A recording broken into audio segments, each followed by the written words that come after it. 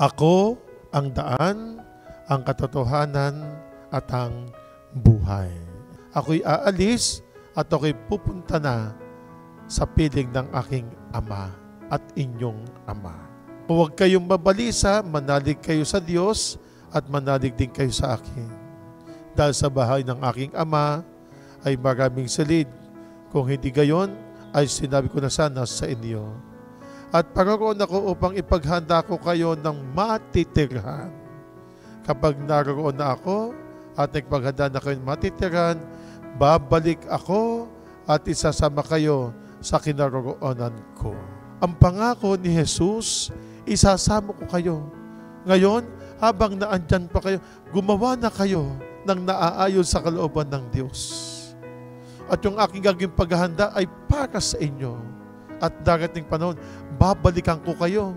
Susunduin ko ka na kayo. Ngayon, pag bumalik si Jesus, tayo ba ay karapat-dapat na sumama? Tayo ba ay karapat-dapat sumunod kay Kristo?